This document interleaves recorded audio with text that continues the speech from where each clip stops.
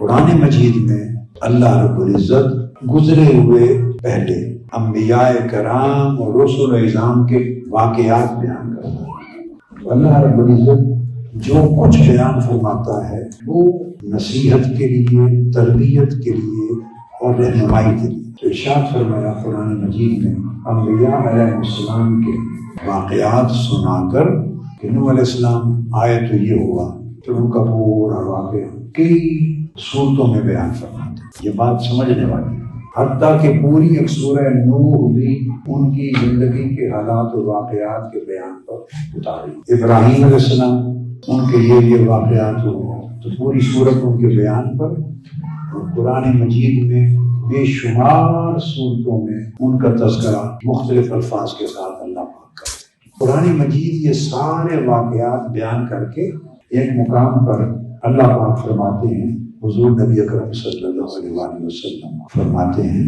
کہ ہم نے جو انبیاء کے یہ واقعات اور یہ قصے آپ کو سنائے ہیں، لِنُثَبِّتَ بِهِ فُؤَادَكَ، یعنی اصل جو بات ہے لِنُثَبِّتَ بِهِ فُؤَادَكَ، کہ ہم نے جو یہ انبیاء کے قصے اور واقعات آپ کو سنائے ہیں یہ اس لیے سنائے ہیں، یہ نقطہ جو میں نے کہا تربیت شروع، اس لیے سنائے ہیں کہ ان کے ذریعے آپ کو، آپ کے دل کو، آپ کی قوت ارادی کو ری انفورس، اس میں تازگی آئے۔ دوسرا ایک مقام پر فرمایا انبیاء کے واقعات بیان کر کے اینڈ پر فرمایا یہ ساری ایک ہی ملت ہے، ایک دین ہے، یہ آپ کی کمیونٹی ہے۔ تمام انبیاء کو بیان کر کے فرمایا اے میرے حبیب صلی اللہ علیہ وسلم یہ آپ کی جماعت ہے۔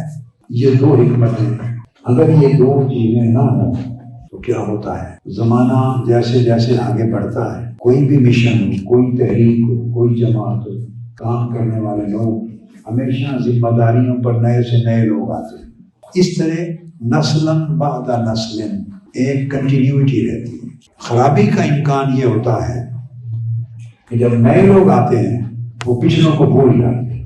یہ ادارے، یہ انسٹیٹیوشن، میں ینگسٹر بیٹے اور بیٹیوں کو کہہ رہا ہوں، یہ آپ کے ماں باپ نے بنائے تھے، جب آگے منتقل کیا تو اس میں یاد رکھ لیں ایک پازیٹیو پوائنٹ ہے، ایک نیگیٹو پوائنٹ۔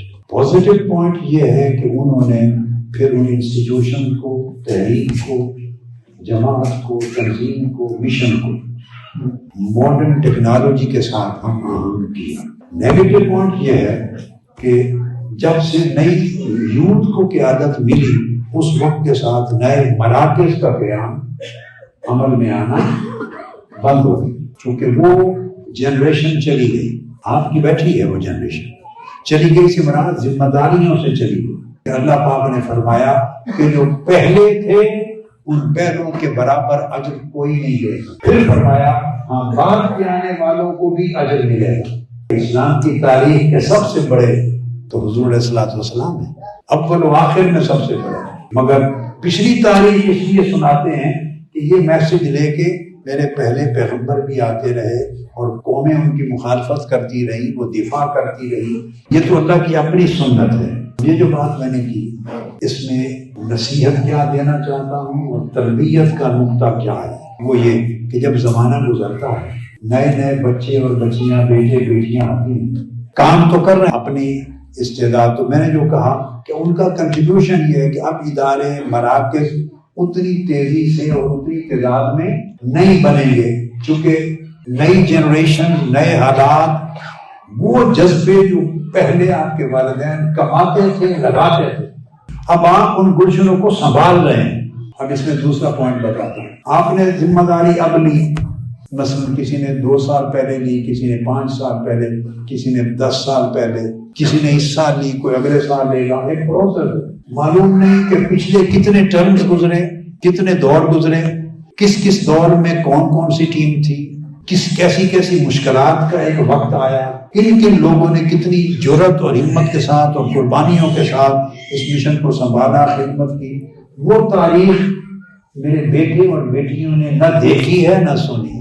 جب اس نے سب سے بڑے نبی کو اور خاتم الانبیاء کو، خاتم المرسلین کو، سید الاولین والآخرین کو مبعوث کر دیا، حضور سے بڑا تو کوئی نبی نہیں ہے۔ جب وہ آ گئے جن کے لیے کائنات بنی تھی، تو اس سے پہلے ہزارہ سال کی تاریخ میں انبیاء کے قصے، کہانیاں، سٹوری سنانے کی ضرورت کیا تھی؟ کنٹینیوٹی اور ری انفورسمنٹ، اور اس سے وزڈم ریفریش ہوتی ہے، اس سے قدر و منزلت ہوتی ہے۔ تو آدمی جو قومیں اپنی تاریخ سے کٹ جاتی ہیں وہ مستقبل کو اچھا نہیں کر سکتی۔